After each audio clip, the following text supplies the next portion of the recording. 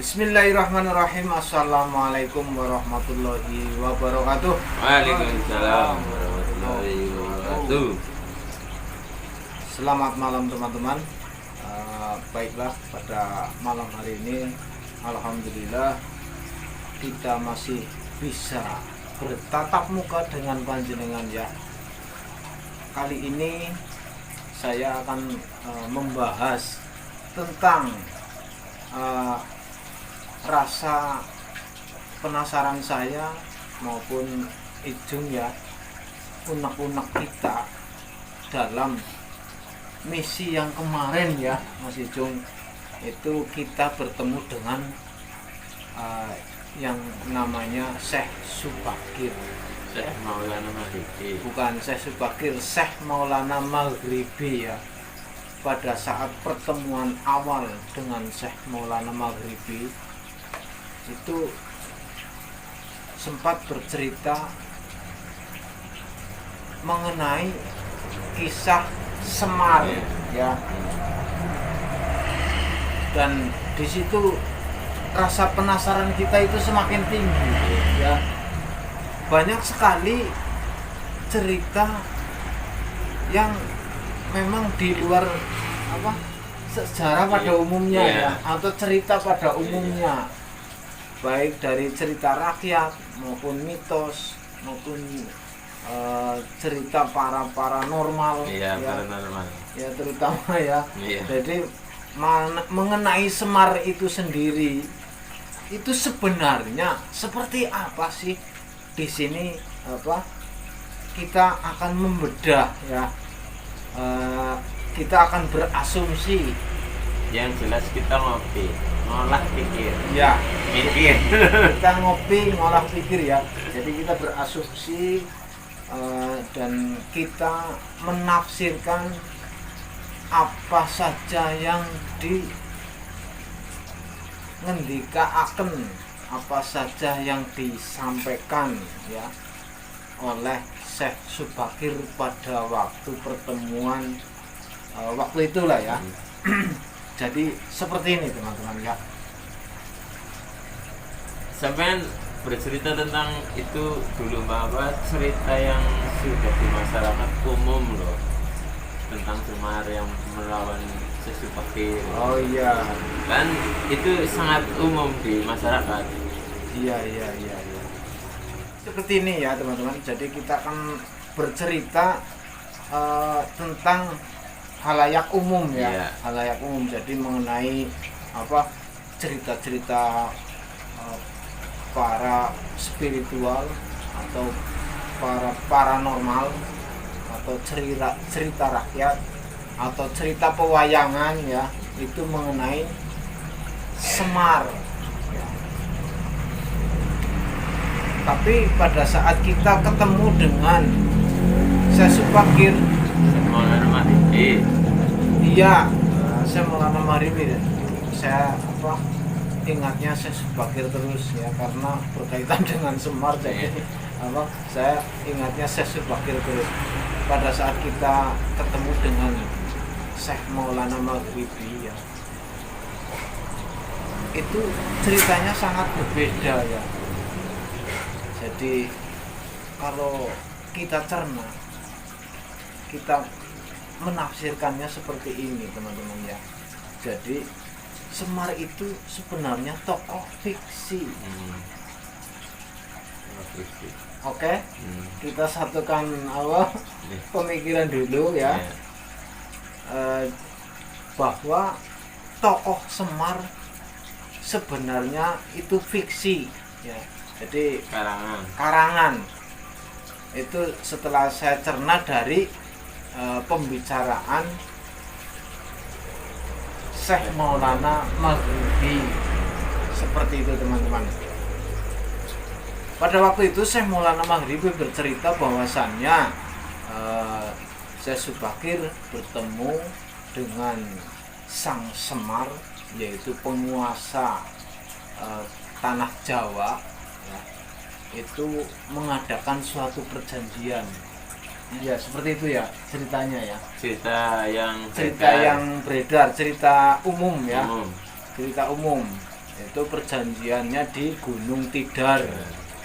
Karena waktu itu katanya kejar-kejaran ya. Dan bertemulah di Gunung Tidar dan mengadakan perjanjian antara Semar dan Syekh Subakir. Itu cerita umumnya ya. Tapi pada saat kita ketemu, mungkin panjenengan bisa lihat video sebelumnya ya. Kisah Diksi Semar gitu. Nanti panjenengan bisa lihat tonton secara ulang, coba dipahami ya. Saya juga nonton berulang-ulang, saya tafsirkan ini sebenarnya seperti apa gitu loh. Kenyataan di masa lalu, di masa lalu itu seperti apa, karena apa yang diceritakan Syekh Subakir itu bukan seperti cerita pada umumnya. Kita mulai dari yaitu tadi ya, bahwa tokoh Semar adalah tokoh fiksi ya, atau cerita pewayangan seperti Arjuna. Seperti apa sih Arjuna? Ada nggak Arjuna? Terus cerita Arjuna dan Pandawa itu di India apa di Jawa? Nah, di India apa di Jawa ya. Terus Arjuna sosoknya ganteng, gagah ya, dan digandrungi banyak wanita ya. Ketika saya mengatakan bahwa wah, Arjuna itu orangnya hitam, jelek, pasti panjenengan akan memprotes kami ya. Iya enggak? Karena tokoh fiksinya itu Arjuna itu ganteng. Arjuna itu banyak digandrungi perempuan, dan Arjuna itu satrio gagah ya. Satrio gagah, sakti, ahli panah. Nah, ini cerita fiksinya ya. Cerita umumnya, iya benar ya, cerita umum ya. Terus ada lagi nih film ya, kita bicara film Superman misalkan ya, superhero nya Amerika Serikat, Superman. Superman itu memiliki mata super yang bisa kalau matanya ditujukan kepada sesuatu objek atau benda itu akan terbakar. Ketika kita menyangkal bahwa Superman itu tidak ada apa-apanya, Superman itu tidak sakti, pasti panjenengan memprotes. Tapi bisa saja film-film yang dari Hollywood ya, itu ya, film-film superhero itu bisa jadi itu mencontoh dari cerita-cerita rakyat di Jawa, bisa loh Mbak. Semar kan sakti, bisa saja ya, seperti itu. Cuma zaman sekarang kan teknologi. Ya. Nah, dulu kan rais, Ya. terus kekuatan Ilmu kanuragan. Ilmu kanuragan. Bisa jadi Mbak. Iya kan? Terus kalau difiksikan sekarang pakai ilmiah. Secara ilmiah. Dengan kimia ini, terus apalagi yang namanya Spiderman, dicokot laba-laba, tahu-tahu jadi sakti, bisa terbang dengan jaring laba-labanya. Itu cerita fiksi yang secara ilmiah. Kalau dulu kan cerita fiksinya tentang ilmu kanuragan ya, jadi ilmu-ilmu zaman dahulu. Mungkin kalau saya menyangkal, panjenengan pasti akan memprotes. Iya enggak? Tapi kayak gini Mbak, di kebanyakan cerita rakyat Semar dan Syekh Subakir, kan Syekh Subakir masuk ke Jawa, terus bertemu dengan Semar. Bertarung. Padahal Semar sendiri diciptakan oleh Sunan Kalijaga. di tokoh pewayangan. Di tokoh pewayangan. Semar baru ada setelah Sunan Kalijaga membuat wayang tokoh Semar. Ya Pak, bahkan wayang di Indonesia, cerita Mahabharata di Indonesia sama di India kan beda. Beda. Di sana nggak ada Semar. Nggak ada Semar. Ya. Yang Ya. ada di Indonesia. Indonesia, yang ada di Indonesia ya. Ini apa? Jadi apa perlu dipahami ya kontradiksi yang ada di Iya. sini ya. Iya. Di tanah Jawa ini Syekh Subakir bertemu dengan Semar itu jauh sebelum Kanjeng Sunan Kalijogo lahir ya. Ya. Pada saat Kanjeng Sunan Kalijogo membuat apa kisah ya, Iya, kisah. membuat kisah pewayangan itu barulah diciptakan tokoh Semar ya teman-teman. Oke ya ini agak kontradiksi. Nanti panjenengan silakan komen-komen ya, komen-komen bebas berkomentar ya. Mau menentang monggo, mau menyangkal monggo, silakan sesuai pemahaman panjenengan masing-masing ya. Soalnya ini gini ya, kan dalam pewayangan Sunan Kalijaga kan ada tokoh Semar. Nah, tokoh Semar itu sendiri kan jelmaan dari dewa lah. Ya, Dewanya dewa lah ya. ya dewanya para dewa. Dewanya para dewa. Kalau di langit, kalau di bumi itu kan pamomongnya para raja. Pamomong ya, Ya. Pamomong jagat Iya, namanya, iya. Pamomong jagat itu apa dalam kisah pewayangan. Dalam kisah pewayangan itu mungkin juga tujuannya itu untuk siar apa agama. Soalnya kalau apa namanya tidak memakai simbol atau tidak memakai perumpamaan masuk ke budaya itu Iya. sangat sulit dicerna oleh manusia Jawa.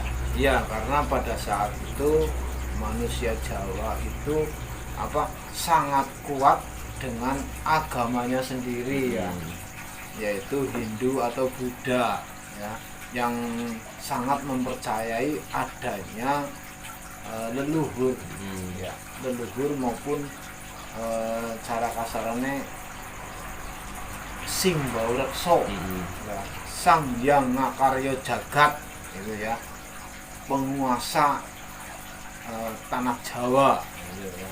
Jadi yang menguasai tanah Jawa itu dulu dikuasai oleh Semar ya. Menurut pandangan kami kita mengutip dari cerita Syekh Subakir Syekh Maulana Maghribi yang kami temui, menurutnya itu ceritanya tidak seperti itu. Iya. Itu loh, karena Semar sendiri itu hanya sebuah fiksi. Jadi menurut pandangan kami ya, dan juga Mas Ijung, kita apa berbincang-bincang seperti ini di belakang layar itu sangat apa apa melalui perdebatan yang sangat panjang, dan ini apa akan kami apa tuangkan ke dalam konten ini ya teman-teman ya. Jadi Syekh Maulana Maghribi bercerita bahwa Syekh Subakir sebenarnya tidak ada perjanjian tentang Semar dan Syekh Subakir. Iya. Ya, Iya. sebenarnya tidak ada perjanjian antara Semar dan Syekh Subakir. Paham ya? Paham. Mungkin sampai apa sampai cerita ini paham nggak? Mungkin banyak yang tidak paham. Banyak yang tidak paham dan banyak yang alah gitu. Kalau sudah meyakini meyakini cerita itu pasti menyangkal lah. Pasti menyangkal. Pasti Ya? menyangkal. Iya. Soalnya apa? Kalau syiar apa supaya manusia Jawa itu masuk Islam kan harus ada simbol. Iya. Ya kan? Supaya bisa dicerna oleh otak. Biarpun juga banyak yang apa simbol-simbol atau tidak langsung diterangkan secara langsung loh. Iya. Cuma apa ya? Ya perumpamaan. Iya, perumpamaan. Jadi seperti ini ya teman-teman. Jadi fiksi ini sangat diyakini ya. Sangat diyakini oleh masyarakat Jawa ya. Menurut kami ya, ini kan apa dulu ketika pertama kali Islam masuk ke Indonesia ya, itu berarti ada Syekh Subakir, ada Syekh Maulana Maghribi, ada lagi Syekh Suyuti, ada lagi ini Syekh Jumadil Kubro ya, ada lagi Syekh, banyak Syekh ya. Tapi sebelum itu sudah banyak, sebelum Syekh Subakir turun sudah banyak yang kesini. Tapi karena di masyarakat Jawa itu mempunyai ajaran yang namanya ajaran Bhairawa Tantra ya. Ajaran Bhairawa Tantra ini mengajarkan ini orang agar bisa muksa ya, orang agar bisa muksa, yaitu dengan acara upawasa ya, dengan puasa ya, upawasa ya, itu dengan puasa. Pertama dilakukan dengan cara upawasa ya, jadi tidak makan, tidak minum, terus mengitari itu apa namanya, api ya, mengelilingi api, dan nanti lama kelamaan kalau sudah nggak ingat nanti akan muksa, akan hilang ya, hilang bersama jasadnya. Itu untuk mencapai kesempurnaan masuk ke nirwana. Itu menurut ajaran Bhairawa Tantra dulu ya. Tapi ajaran itu gagal, banyak yang gagal. Makanya produk-produk gagal itu yang jadi jenglot yang kecil-kecil itu ya. Itu produk gagal mukso ya. Itu. Nah, yang kedua, ajaran Bhairawa dirubah ya.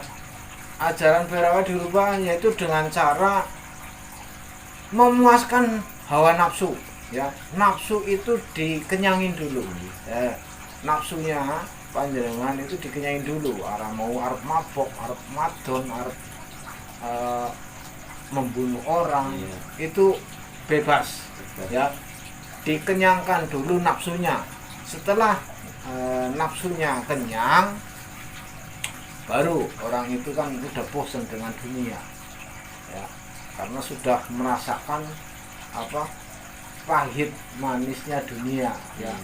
Makan makanan enak, terus membunuh orang, terus makan daging orang, bahkan ya makan daging orang, dan akhirnya mereka yang melakukan hal-hal seperti itu sudah kenyang lah akan hal seperti itu. Nafsunya sudah kenyang, jadi sudah tidak memikirkan dunia lagi. Tidak bernafsu karena nafsunya itu sudah kenyang ya. Dan akhirnya melakukan ritual itu, ada yang lulus bisa muksa ya sampai ke nirwana, hilang bersama jasadnya. Ada yang tetap gagal ya. Nah, pada waktu itu pada tren-trennya ajaran Bhairawa Tantra, turunlah para syekh-syekh dari Timur Tengah ya, kiai-kiai ya, syekh itu kiai ya dari Timur Tengah turun ke sini mengajarkan Islam ya secara langsung. Jadi misalkan panjenengan nanti di surga akan ada buah-buahan, akan ada air yang jernih mengalir, akan ada, pokoknya dikasih yang enak-enak. Orang Jawa tidak percaya. Kenapa? Banyak di sini. Karena di sini banyak sekali buah-buahan, banyak. Kalau di Timur Tengah kan cuma gurun pasir. Terus ada sungai mengalir yang jernih, yang bisa langsung diminum. Di sini banyak sekali, banyak sungai-sungai yang jernih, yang mengalir, yang biasa setiap hari diminum oleh masyarakat Jawa. Itu dan akhirnya orang Jawa tidak percaya, dan itu syekh-syekh itu dibunuh, bahkan ada yang dimakan sampai ya itu oleh para pengikutnya Bhairawa Tantra. Dan akhirnya menurunkanlah Syekh Subakir ya, Syekh Jalaluddin Al-Bakir. Kalau orang Jawa dijuluki Syekh Subakir ya.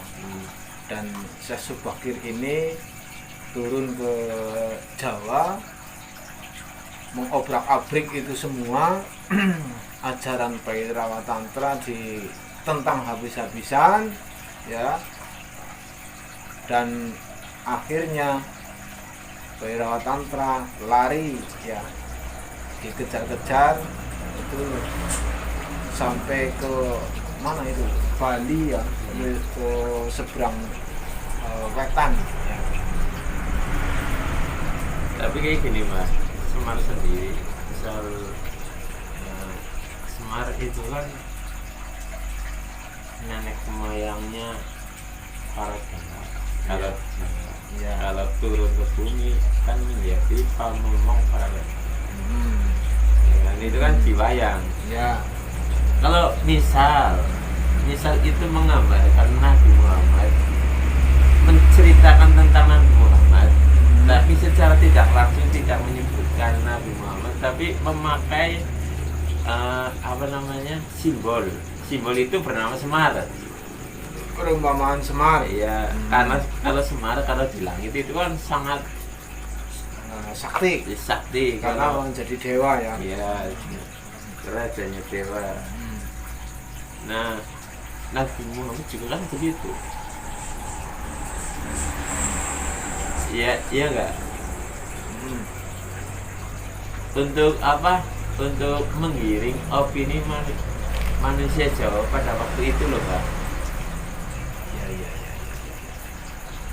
Saya paham maksud panjenengan ya. Saya paham maksudnya itu. Jadi tokoh Semar di Jawa itu menggambarkan tokoh yang ada di ajaran Islam. Iya. Yang ada di ajaran Islam, jadi menggambarkan seperti itu. Jadi misal kalau secara langsung Nabi Muhammad itu di langit itu sangat dihormati sekali. Iya. Misal secara langsung ngendika atau ngomong menceritakan tentang Nabi Muhammad secara langsung namanya, itu masyarakat Jawa mungkin tidak percaya. Jelas. Ya kan? Itu jelas tidak. Tapi percaya. kalau ada leluhur dewa yang sakti di langit sakti, di bawah itu pamongnya sang raja, sifat-sifatnya juga rendah hati, berbudi luhur, karena gitu. Terus yang apa kami sanksikan, ya bukan kami sanksikan ya, kami asumsikan ya, yang kami asumsikan itu pembicaraan Syekh Maulana Maghribi Iya. waktu itu ya dengan kita ya, itu apa sebenarnya itu untuk apa namanya ya, bukan untuk mengelabui sih Iya. ya, bukan untuk mengelabui, untuk perdamaian, untuk perdamaian di tanah Jawa ini, karena kalau langsung ditentang mungkin akan terjadi peperangan. Iya. Ya. Karena yang diyakini oleh masyarakat Jawa ada pamomong tanah Jawa yang bernama apa Semar atau Wismoyo Dewa. atau apa nama lainnya, Iya. Bodronoyo, Bodronoyo. ya, atau yang lainnya banyak nama-nama lain ya. Nah, agar masyarakat Jawa itu tidak menentang adanya Islam, akhirnya Syekh Maulana Maghribi membuat narasi ya, ditentang boleh silakan monggo ya. Akhirnya Syekh Maulana Maghribi membuat narasi Syekh Subakir. ya, Syekh Subakir membuat narasi ya dengan Syekh Maulana Maghribi. Mungkin dialog lah, Iya. ada dialog yang sangat rahasia. Ya sudah, kamu jadi Semarnya, saya Subakirnya. Itulah, kamu seolah-olah menjadi Semar, kamu menjelma menjadi Semar. Nanti apa panjenengan mengakui bahwa silakan mengajarkan Islam, tapi budaya Jawa jangan dihilangkan. Iya. Itu demi keamanan tanah Jawa ini, Iya. agar tidak ada peperangan. Ya, akhirnya Syekh Maulana Maghribi menjelma menjadi Semar. Ada wujud Semar ya, ada wujud Semar yang sebenarnya itu adalah Syekh Maulana Maghribi ya.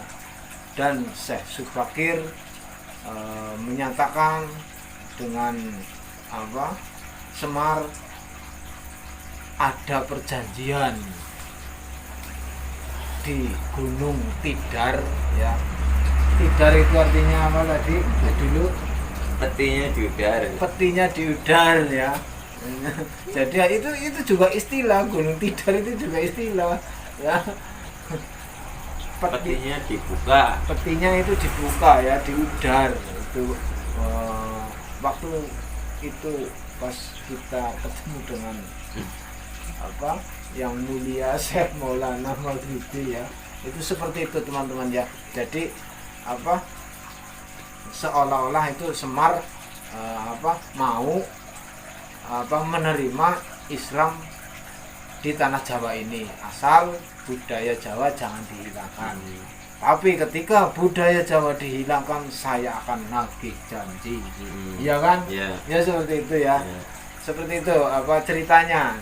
Makanya di sini Islam berkembang sangat pesat, tapi budaya Jawa tetap berkembang. Ya, misal ya kayak apa? Orang sini agamanya Islam ikut Arab ya, budayanya tetap budaya Jawa. Mungkin kalau apa budayanya diadopsi dari Arab, kita pakai gamis, itu pakai ini dan jenggotnya panjang, terus mirip-mirip orang Timur Tengah. Tapi kalau Jawa ini pakai sarung kayak gini, terus pakai songkok kayak gitu ya, itu budaya Jawa. Jadi kesimpulannya ini ya, kesimpulannya Semar hanyalah tokoh fiksi ya. Jadi tidak ada Semar beneran, Sosok berbentuk sosok dan Semar memberikan ini itu ya itu tidak ada menurut ini menurut pandangan kami sih ya, menurut pandangan kami setelah kita melakukan pembicaraan dengan Syekh Maulana Maghribi pada waktu itu. Ternyata ya demi keamanan tanah Jawa ini, istilahnya seperti analoginya ini ya, kita mencari ikan agar airnya tidak keruh, ya menyelam sambil minum air.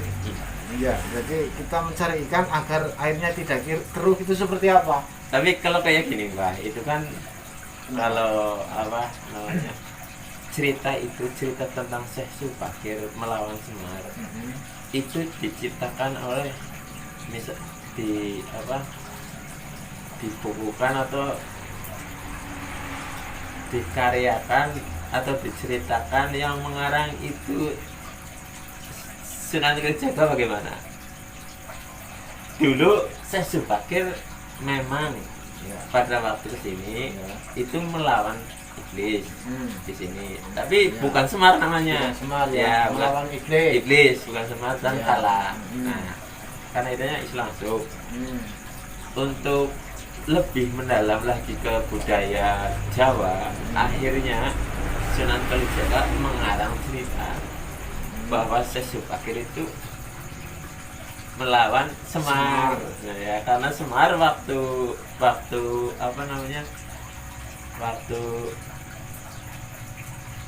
itulah ya, waktu zamannya Sunan Kalijaga itu masih masyhur Oh iya, masih tenar ya. Masih viral. Iya, masih viral. Kan masih banyak sesajen itu untuk sangyang karena itu jadi Sangyang Karya Jagat dibikinkan cerita bahwasanya dulu itu Sangyang Eko itu Dewa Neko, dewanya kamu itu dikalahkan oleh Syekh Subakir. Bisa terjadi kayak gitu nggak? Ya bisa saja terjadi ya. Jadi berarti kategori Semar bisa saja iblis ya. Iya. Semar itu iblis. Itu. Jadi banyak beberapa versi ya teman-teman, banyak beberapa versi ya. Salah satunya seperti itu, tinggal bagaimana kita menerjemahkan, tinggal bagaimana kita mencernanya ya.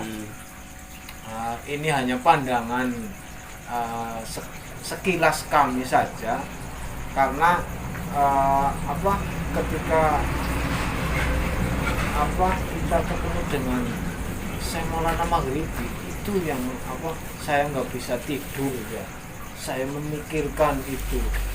Semar tidak ada, Semar kok tidak ada ya. Semar itu tidak ada. Nah, ini yang saya pikirkan itu loh. Terus kenapa adanya Semar cuma di Pulau Jawa? Nah, ya kan? Kenapa adanya Semar hanya di Pulau Jawa? Karena katanya pemomong Jawa. Iya, terus di cerita Mahabharata India tidak ada. Di cerita Mahabharata tidak ada. Ya, Semar ya itu pamomong jagat. Tapi jagat kan berarti kan semua satu dunia ya. Tapi hanya ada di cerita tanah Jawa. Jadi ini apakah ini mitos, apakah ini cerita rakyat, apakah ini memang benar-benar ada? Apa mungkin sebagai strategi untuk mengislamkan orang-orang Jawa? Bisa saja, ini strategi politik. Iya, ya. Strateginya Sunan Kalijaga loh. Strateginya Sunan Kalijaga, strateginya para syekh-syekh terdahulu ya. Karena seperti ini, mungkin syekh-syekh terdahulu itu berpedoman terhadap hadis Nabi. Hadis Nabinya apa? Perang sudah usai, perang sudah tidak ada lagi. Setelah perang Badar itu sudah tidak ada lagi perang. perang yang terbesar adalah memerangi hawa nafsu, Iya. ya kan? Iya. Itu di Islam. Jadi syekh itu yang dari Timur Tengah mungkin berpedoman dengan hadis Nabi itu. Makanya ketika turun ke Jawa itu tidak melakukan peperangan, Iya. tidak ada peperangan. Dengan cara halus ya. Ya, jadi dengan cara halus, yaitu dengan membuat narasi-narasi seperti itu, ya. Karena masyarakat Jawa meyakini adanya Semar, adanya dewa-dewa, ya. Iya. Nah, itu secara halus maksudnya, ya. Seperti sesaji, misalkan acara tumpengan, Iya. ya. Itu dibolehkan sama Sunan Kalijogo, Iya. itu dibolehkan. Terus kita ada kembang menyan, ada misalkan ada kantil, ada bunga mawar, ada bunga kenanga, itu sangat halus.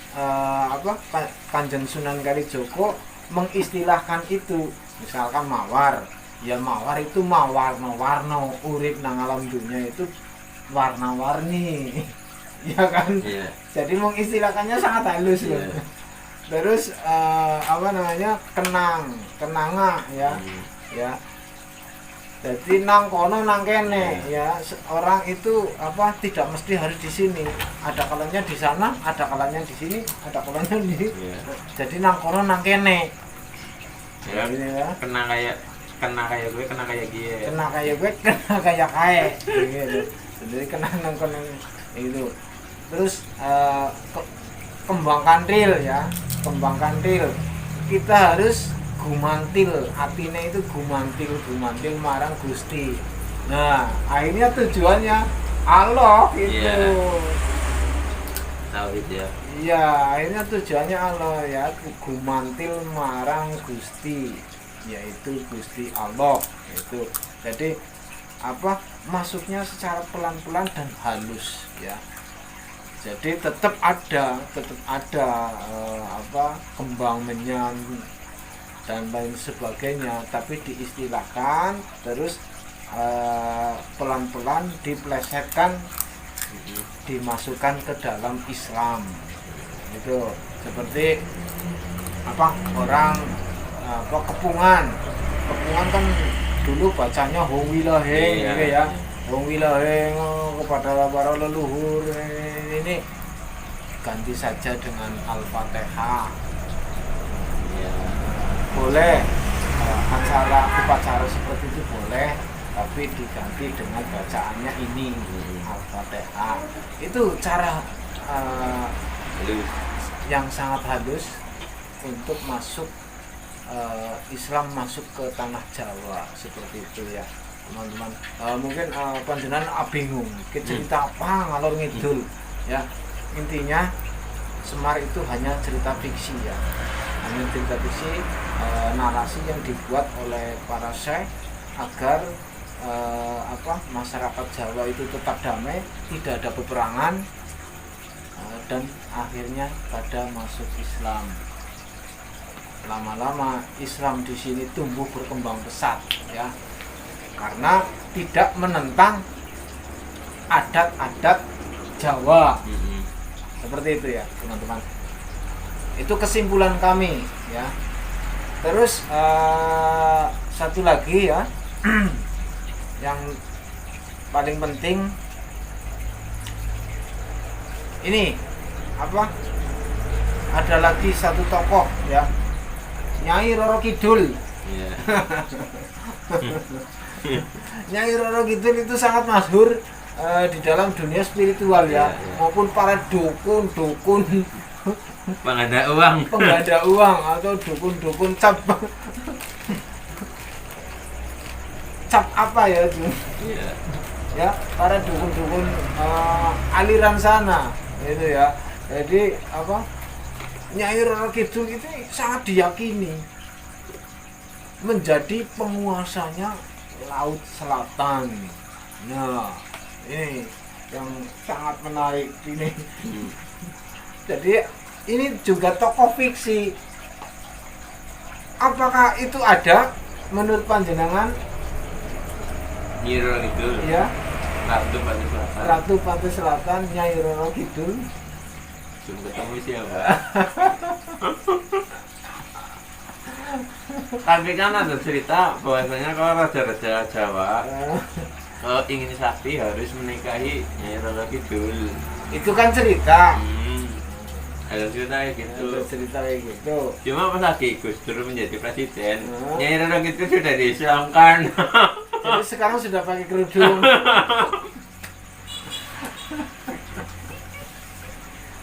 Ada yang mengkisahkan dulunya manusia, ya, Dewi Nawang Wulan apa ya? Ya, Dewi Nawang Sari ya. Nawang Sari atau Nawang Wulan ya.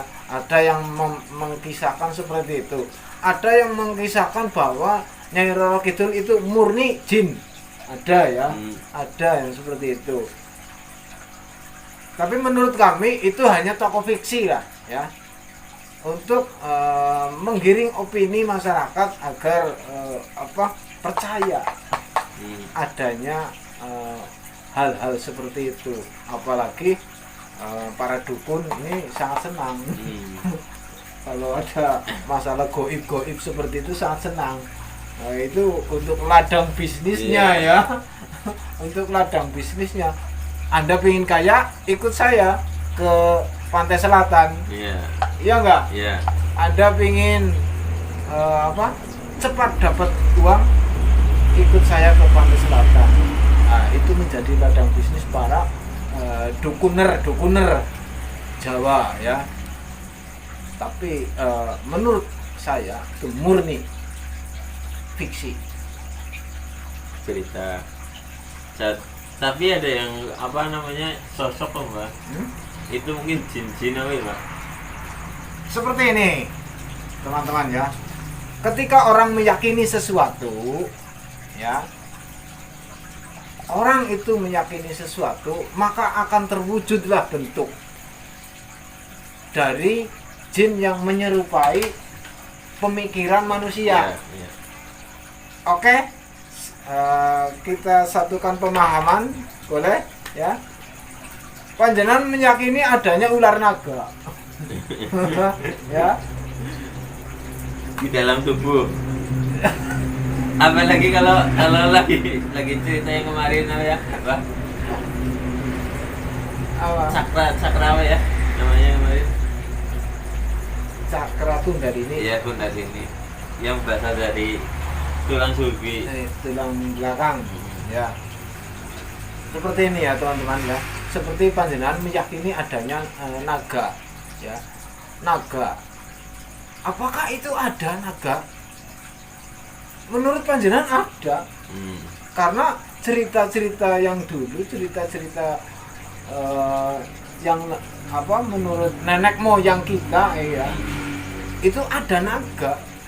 Ular naga, berarti ular itu ada kakinya, ada buntutnya dan bisa berbicara, apalagi mengeluarkan api gitu ya, mengeluarkan api ya. Nah, menurut panjenengan apakah itu fiksi? Kalau naganya, nama naganya mungkin ada. Tapi kalau bentuk naganya bukan seperti itu. Bukan seperti itu ya. Bisa jadi. Bisa saja bentuknya seperti itu.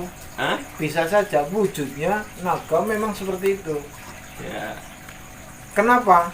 Ketika orang meyakini sesuatu bentuk ya, yang wujudnya seperti itu, makhluk lain akan menyerupainya seperti itu.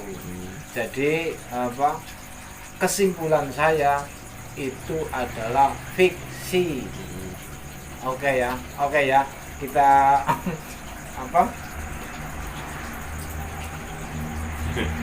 Yang paling lucu ya gini Mbak ya.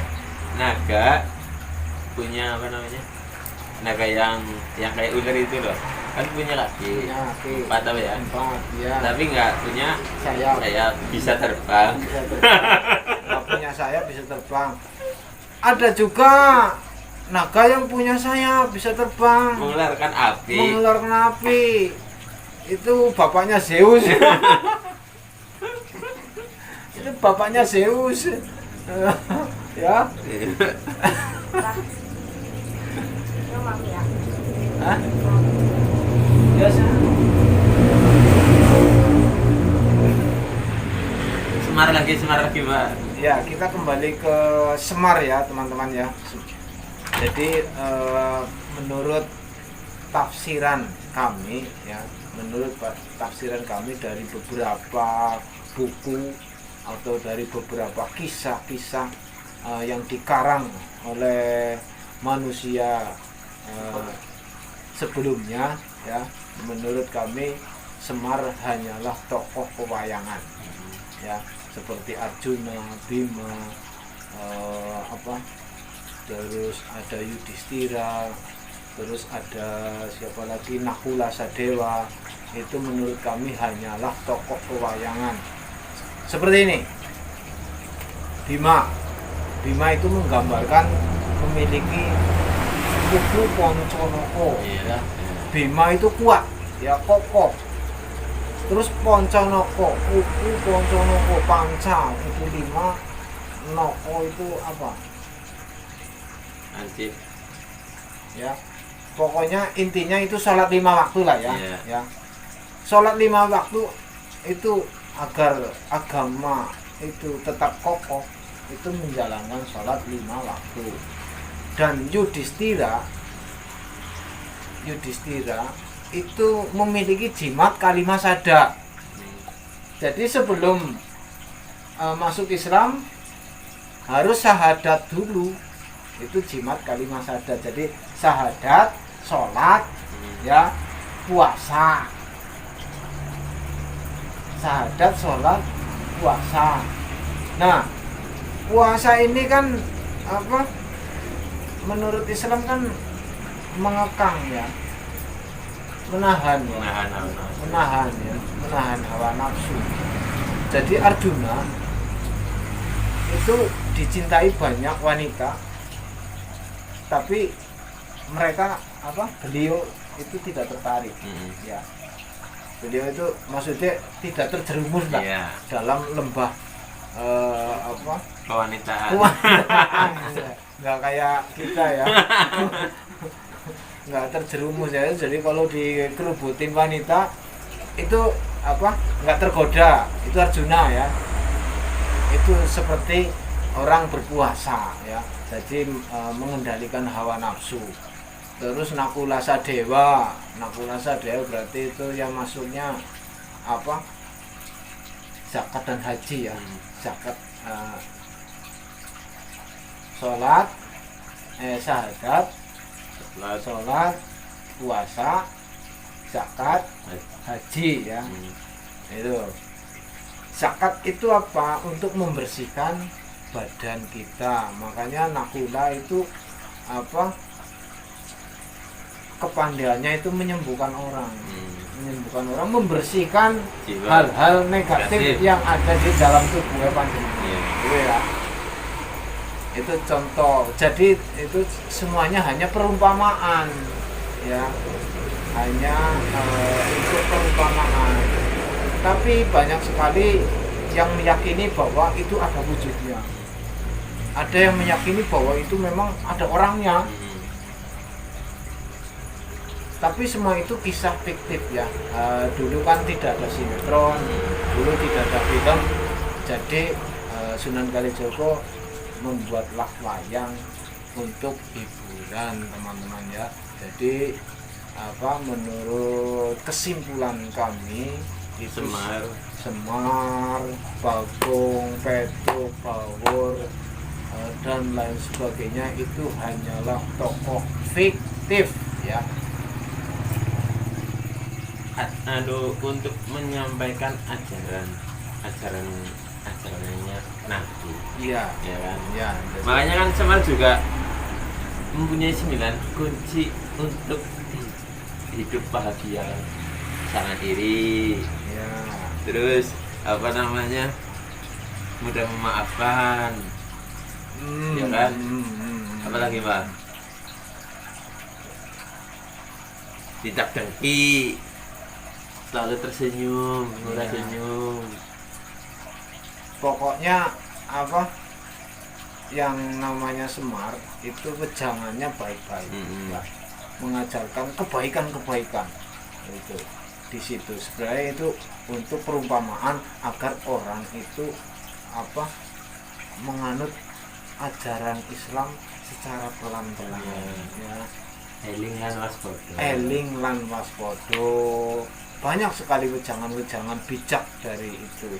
Tapi untuk wujudnya itu tidak ada. Ya. Itu hanyalah fiksi menurut kami. Ya. Tapi bisa sih kalau Semar. Hah? Semar fiksi. Saya percaya 100% itu hanya fiksi. 100% Hanya apa? perumpamaan.